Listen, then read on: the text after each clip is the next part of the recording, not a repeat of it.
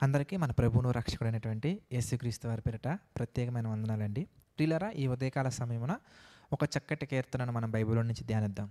18వ కీర్తన మనం చూస్తే దానికి ఇంట్రో కింద దేవుడు కొన్ని మాటలు రాయించారు. ఇది మనం చూద్దాం. ప్రధాన గాయకునికి యెహోవా దాసుడైన దావీదు కీర్తన. అతని శత్రువులందరూ చేతిలో నుండి, సౌలు చేతిలో నుండి యెహోవా అతన్ని తప్పించిన దినమున దావీదు ఈ గీత వాక్యములను చెప్పి యెహోవాను స్తోత్రించి ఇట్లనెను.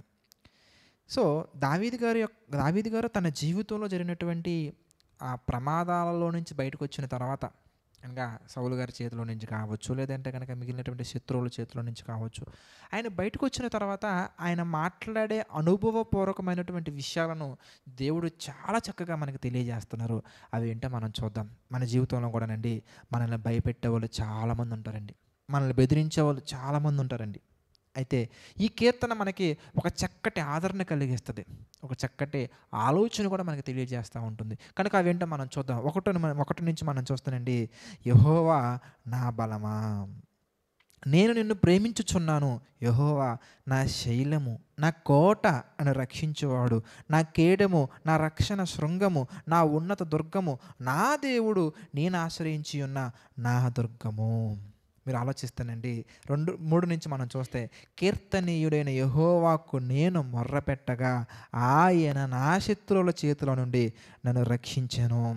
ఏమండి, 4లో మనం చూస్తానండి. మరణ పాశములు నన్ను చుట్టుకొనగాను, భక్తిహీనులు వరద పొర్లు వలె నా మీద పడి బెదిరింపగను, పాతాళపు వశములు నన్ను అరికట్టగను, మరణపు ఉరులు నన్ను ఆవరింపగను. నా శ్రమలో నేను యెహోవాకు మొరపెట్టి తిని, నా దేవునికి ప్రార్థన చేసి తిని, ఆయన తన ఆలయములో ఆలకించి నా ప్రార్థనను అంగీకరించెను. నా మొర ఆయన సన్నిధిని చేరి ఆయన చెవులు చొచ్చెను. రిజల్ట్ ఏంటో మనం చూస్తే, అప్పుడు భూమి కంపించి అదిరెను, పర్వతముల పునాదులు వణికెను, ఆయన కోపింపగా అవి కంపించును. ప్రియులారా, మన జీవితంలో మనం చేయాల్సిందల్లా ఒకటేనండి. ఇక్కడ ఒక మాట మనం గమనించినట్లయితే, ప్రియులారా, 4వ వచనం మనం చూస్తానండి. భక్తిహీనులు వరద పొర్లు వలె నా మీద పడి బెదిరింపగను. బెదిరించే క్యారెక్టర్ ఎవరిదయ్యా అంటే భక్తిహీనులది. భయపడకుండా నుంచుండే క్యారెక్టర్ ఎవరిదయ్యా అంటే దేవుని పిల్లలది, భక్తి కలిగినటువంటి భక్తులది. దేవుని యందు భయము భక్తి కలిగి మనం నుంచున్నావా? అయితే భక్తిహీనుల యొక్క బెదిరింపులకు మనం లొంగిపోకూడదండి. ప్రతి పరిస్థితుల్లో కూడా ప్రభువుకు మొరపెట్టాలి. అయితే మనం చేసే ప్రార్థన, మనం కనుక పరిశుద్ధులుగా, యథార్థవంతులుగా, నీతిమంతులుగా, దేవునికి ఇష్టమైన వారుగా ఉండి మనం కనుక ప్రార్థన చేస్తే అది ఆయన సన్నిధిని చేరుతుంది, ఆయన చెవుల దగ్గరకు కూడా వెళ్తుంది. వెంటనే ప్రియులరా, మన మీద ఎవరైతే విరోధంగా వస్తున్నారో, మనం యథార్థంగా నీతిగా ఉన్నప్పటికీ మన మీద ఎవరైతే వస్తున్నారో, మరణపు పాశములు మన చుట్టూ వచ్చినా కానీ, మరణపు ఉరులు మన చుట్టూ ఆవరించి ఉన్నా కానీ, మనం ఎలాంటి పరిస్థితుల్లోకి, ఎలాంటి ప్రమాదకరమైన పరిస్థితుల్లోకి వెళ్ళిపోయినా కానీ, ప్రభువు గనక మన పట్ల లక్ష్యం ఉంచగలిగినట్లయితే కనుక, ఆయన మన విరోధుల పట్ల కోపించడం ప్రారంభిస్తే కనుక, భూమే కంపిస్తున్నప్పుడు, పర్వతాలు ఎదురుతున్నప్పుడు మనకి ఏం భయం చెప్పండి?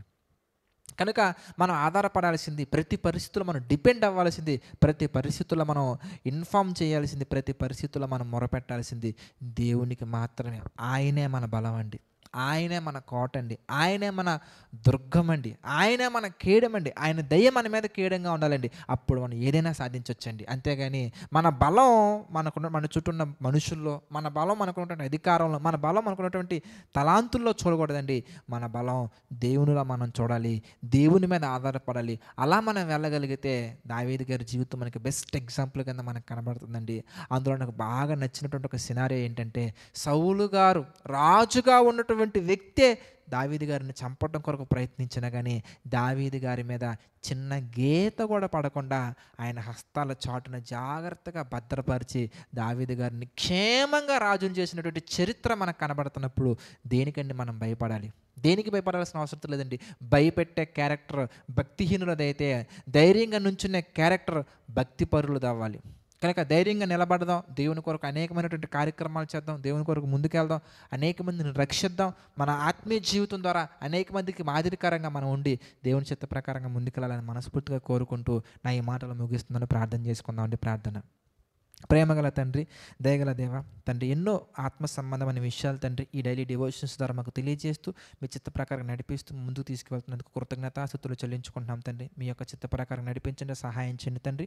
ఈ డివోషన్స్ తండ్రి ఎంతమంది అయితే చూస్తున్నారో, ఎంతమంది అయితే తండ్రి ఈ హెచ్చరిక పూర్వకమైన మాటలు విని తండ్రి వారి యొక్క జీవితాలు తండ్రి మీకు అనుకూలంగా మార్చుకుంటున్నారో ప్రతి ఒక్కరిని మీరు దీవించండి, ఆశీర్వదించండి తండ్రి. ఈ విషయాలు చూసి విని ఆశీర్వదించబడి తండ్రి వారు మాత్రమే మారటం కాకుండా తండ్రి అనేక మంది జీవితాలలో మీ ప్రేమను పెంచాలని, మీ వెలుగులు నింపాలని ఎంతమంది అయితే ప్రయాసపడుతున్నారో, ప్రయత్నిస్తున్నారో ప్రతి ఒక్కరిని జ్ఞాపకం చేసుకుని తండ్రి, ప్రతి ఒక్కరికి మీ కృప తోడుగుంచి నడిపించండి తండ్రి, సహాయం చేయండి దేవా తండ్రి. మీ నామ మహిమార్థమే తండ్రి దీవించండి తండ్రి.